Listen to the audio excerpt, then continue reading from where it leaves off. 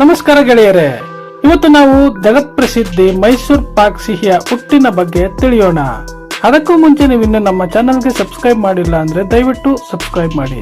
ಈ ಅದ್ಭುತ ಸಿಹಿ ತಿಂಡಿಯ ಇತಿಹಾಸ ಸುಮಾರು 90 ವರ್ಷಗಳಷ್ಟು ಹಳೆಯದು. ಇದರ ಜನ್ಮಸ್ಥಳ ನಮ್ಮ ಹೆಮ್ಮೆಯ ಸಾಂಸ್ಕೃತಿಕ ನಗರಿ ಮೈಸೂರು. ಈ ಕತೆ ಶುರುವಾಗುವುದು ಮೈಸೂರಿನ ನಾಲ್ವಡಿ ಕೃಷ್ಣರಾಜ ಒಡೆಯರ್ ಅವರ ಕಾಲದಲ್ಲಿ. ಅಂದು ಮೈಸೂರು ಅರಮನೆಯಲ್ಲಿ ಕಾಕಾಸುರ ಮಾದಪ್ಪ ಎನ್ನುವ ಮುಖ್ಯ ಅಡುಗೆಯವರು ಇದ್ದರು. ಮಾದಪ್ಪನವರು ಹೊಸ ಪ್ರಯೋಗಗಳನ್ನು ಮಾಡುವುದರಲ್ಲಿ ಬಹಳ ಪ್ರಸಿದ್ಧರಾಗಿದ್ದರು. ಒಂದು ದಿನ ಮಧ್ಯಾಹ್ನ ಮಹಾರಾಜರ ಭೋಜನದ ಸಮಯ ಹತ್ತಿರ ಬರುತ್ತಿತ್ತು. ಮಹಾರಾಜರಿಗೆ ಬಡಿಸಲು ಯಾವುದಾದರೂ ಒಂದು ವಿಭಿನ್ನವಾದ ಸಿಹಿ ತಿಂಡಿ ಇರಲಿ ಎಂದು ಮಾದಪ್ಪ ಯೋಚಿಸಿದರು. ಅಡುಗೆ ಮನೆಯಲ್ಲಿ ಲಭ್ಯವಿದ್ದ ಪದಾರ್ಥಗಳನ್ನು ಬಳಸಿ ಏನಾದರೂ ಹೊಸತು ಮಾಡಬೇಕೆಂದು ಅವರು ನಿರ್ಧರಿಸಿದರು. ಅವರು ಮೊದಲು ಕಡಲೆ ಹಿಟ್ಟನ್ನು ತೆಗೆದುಕೊಂಡರು.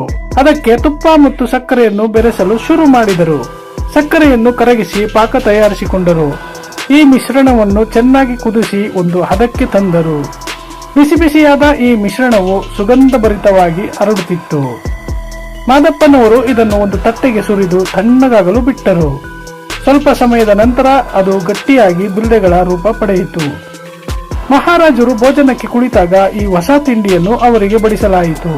ರಾಜರು ಮೊದಲ ತುತ್ತು ಸವಿದ ತಕ್ಷಣ ಆಶ್ಚರ್ಯಚಕಿತರಾದರು.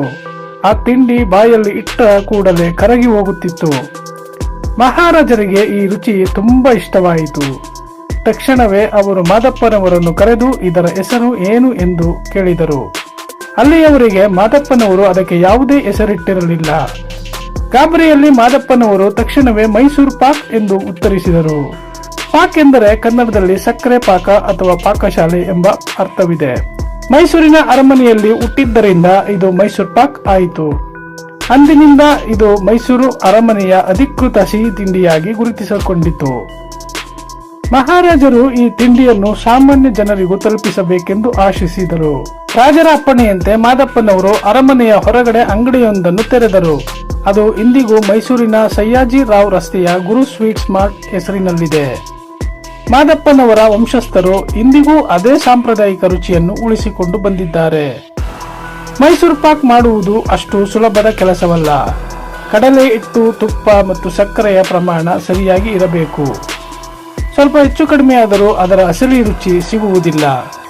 ಇದರಲ್ಲಿ ಮುಖ್ಯವಾಗಿ 2 ವಿಧಗಳಿವೆ. ಒಂದು ಸಾಂಪ್ರದಾಯಿಕ ಗಟ್ಟಿಯಾದ ಮೈಸೂರು ಪಾಕ್, ಇನ್ನೊಂದು ಸಾಫ್ಟ್ ಅಥವಾ ತುಪ್ಪದ ಮೈಸೂರು ಪಾಕ್. ಹಳೆ ಕಾಲದ ಮೈಸೂರು ಪಾಕ್ ರಂಧ್ರಗಳಿಂದ ಕೂಡಿದ್ದು ಸ್ವಲ್ಪ ಗಟ್ಟಿಯಾಗಿರುತ್ತದೆ. ಆದರೆ ಆಧುನಿಕ ಶೈಲಿಯ ಮೈಸೂರು ಪಾಕ್ ಬೆಣ್ಣೆಯಂತೆ ಮೃದುವಾಗಿರುತ್ತದೆ.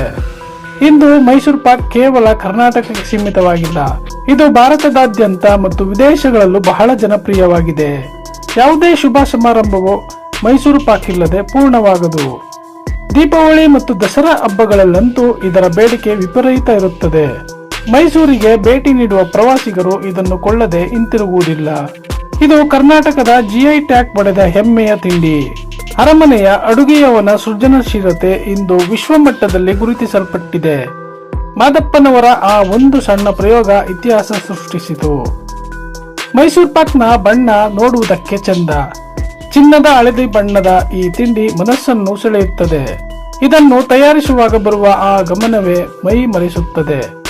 ಕಡಲೆ ಹಿಟ್ಟನ್ನು ತುಪ್ಪದಲ್ಲಿ ಹುರಿಯುವಾಗ ಬರುವ ವಾಸನೆ ಅದ್ಭುತ.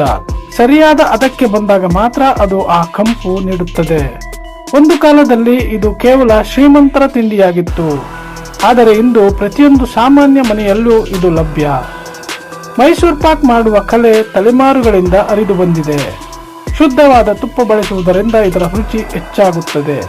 ಹಳೆಯ ಮೈಸೂರು ಪ್ರಾಂತ್ಯದ ಜನರಿಗೆ ಇದೊಂದು ಭಾವನಾತ್ಮಕ ಸಿಹಿ.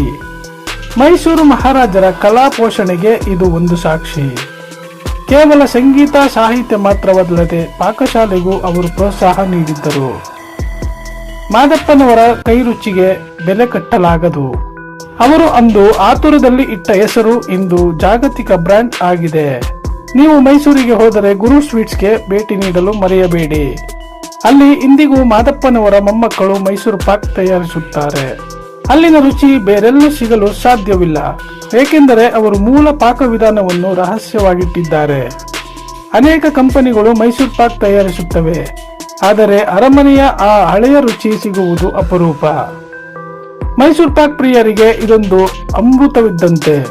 ಮಕ್ಕಳು ಮತ್ತು ದೊಡ್ಡವರು ಎಲ್ಲರೂ ಇದನ್ನು ಇಷ್ಟಪಡುತ್ತಾರೆ. ಭಾರತದ ಟಾಪ್ 5 ಸಿಹಿ ತಿಂಡಿಗಳಲ್ಲಿ ಇದು ಒಂದು. ದಕ್ಷಿಣ ಭಾರತದ ಊಟದ ನಂತರ ಮೈಸೂರು ಪಾಕ್ ಇದ್ದರೆ ಅದರ ಮಜವೇ ಬೇರೆ. ಈ ವಿಡಿಯೋದಲ್ಲಿ ನಾವು ಕಂಡಂತೆ ಸಣ್ಣ ಆಲೋಚನೆ ದೊಡ್ಡ ಬದಲಾವಣೆ ತರುತ್ತದೆ. ಮಾದಪ್ಪನವರ ಆ ಅಕಸ್ಮಾತ್ ಆವಿಷ್ಕಾರ ಇವತ್ತು ನಮ್ಮ ಹೆಮ್ಮೆ. ಈ ಸಿಹಿಯ ಹಿಂದೆ ಶ್ರಮ ಮತ್ತು ಸಂಪ್ರದಾಯ ಅಡಗಿದೆ. ನಮ್ಮ ಸಂಸ್ಕೃತಿಯ ಭಾಗವಾಗಿ ಮೈಸೂರು ಪಾಕ್ ಸದಾ ಉಳಿಯುತ್ತದೆ. ಮುಂದಿನ ಬಾರಿ ನೀವು ಮೈಸೂರು ಪಾಕ್ ತಿನ್ನುವಾಗ ಈ ಕತೆ ನೆನಪಿಸಿಕೊಳ್ಳಿ. ಇಂತಹ ರೋಚಕ ಕಥೆಗಳನ್ನು ನಮ್ಮ ನಾಡಿನ ಹಿರಿಮೆಯನ್ನು ಹೆಚ್ಚಿಸುತ್ತದೆ. ಈ ವಿಡಿಯೋ ನಿಮಗೆ ಇಷ್ಟವಾಗಿದ್ದರೆ ಲೈಕ್ ಮಾಡಿ. ಮೈಸೂರು ಪಾಕ್ ಇಷ್ಟಪಡುವವರು ನಿಮ್ಮ ಗೆಳೆಯರಿಗೆ ಶೇರ್ ಮಾಡಿ.